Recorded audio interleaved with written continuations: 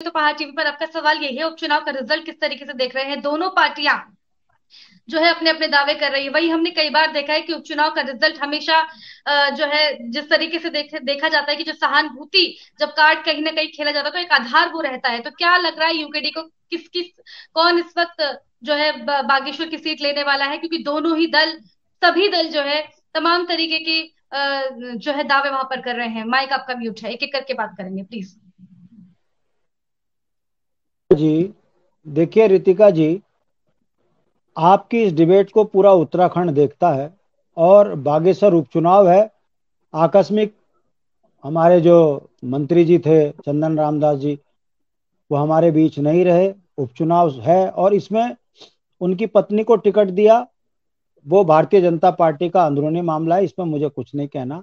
हम सिर्फ इतना कह रहे हैं कि बागेश्वर 1 साल के बाद भारतीय जनता पार्टी पुनः चुनाव में आई है और जनता त्रस्त है। हम उसमें प्रतिभाग कर रहे हैं। क्षेत्रीय दल के नेता होने के नाते बड़ी ईमानदारी के साथ हमने जितना भी जनसंपर्क किया है, लोगों से हमने जब बात करी है कि रोडवेज में संविदा कर्मचारियों को नियमित करने की बात आई तो भारतीय जनता पार्टी ने बाहर का रास्ता दिखा दिया।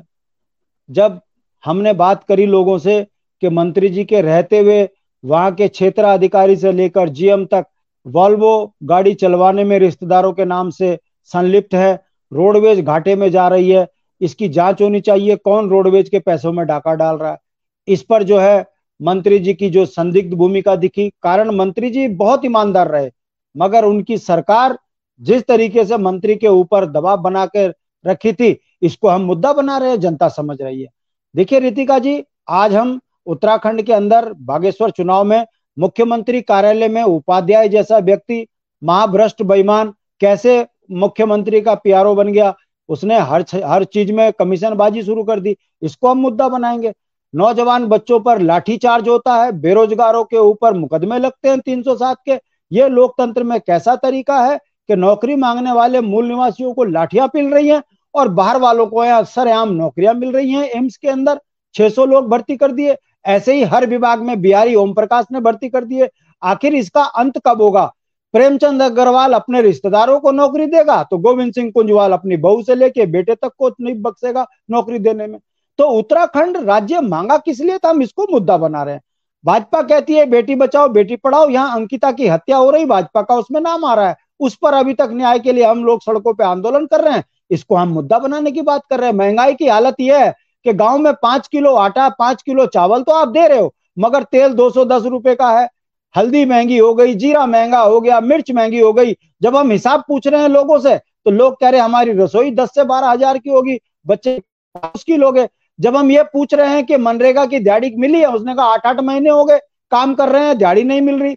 ब्लॉक के अंदर 40% कमीशन है, पुश्ता सुबह बनता है शाम को गिर जाता है। हम इसको मुद्दा बना रहे हैं कि आखिर ये कैसे है ऑल वेदर, जो सुबह एक बारिश में जो है सारी जगह दरक रहा है, पुल गिर रहे हैं, चाहे फिर वो भारतीय जनता पार्टी के शासनकाल में ही क्यों गिर रहे हैं।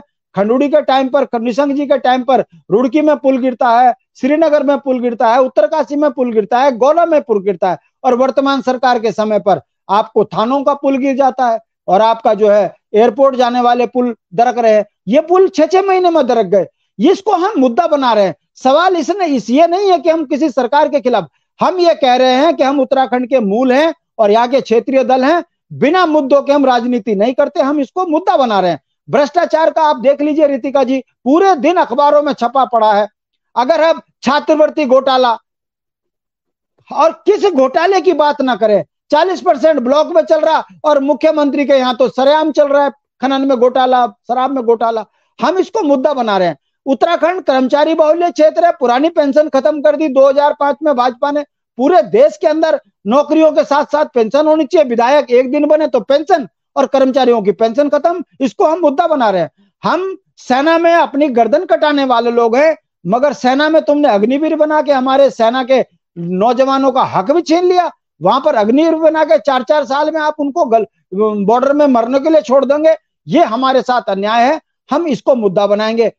परिवारवाद की बात भारतीय जनता पार्टी करती है, आप देख लीजिए भारतीय जनता पार्टी का सत्य, पति बेटा बाप माँ बापा सभी इनके यहाँ स्वीकार्य है। मध्य प्रदेश में 40-39 टिकट में से 20 टिकट ऐसे दे दिए जो अपने ही परिवारों में बांट दिए। ये भाजपा का असली चेहरा, हम इसको मुद्दा बना रहे हैं। और सबसे बड़ी बात, जो पार्टी बेटी बचाओ बेटी पढ़ाओ की बात करती है, वो बेटी पद्मश्री बेटियों को सड़कों पर लाठियां मिलती हैं, और गुंडे मवाली को जो है पूरी भाजपा बचाने की बात करती है, ब्रजभूषण को। हम इसको मुद्दा बनाएंगे। हम ये कहेंगे कि जिस उत्तराखंड के अंदर गौरा देवी हुई, हंसा दनाई हुई, बेलमती चौहान हुई, टीलू रौतेली जैसी वीरांगनाएं हुई, उन वीरांगनाओं की थाती के बच्चे सड़कों पे प्रसव कर रहे हैं, डॉक्टर नसीब में नहीं है। जिन बच्चों को स्कूल में पठन पाठन के लिए टीचर मिलने चाहिए, स्कूल मिलने चाहिए, इन्होंने स्कूल बंद कर दिए। शिक्षा का प्राइवेटाइजेशन हो गया, गरीब का बच्चा पढ़ना मुश्किल हो गया।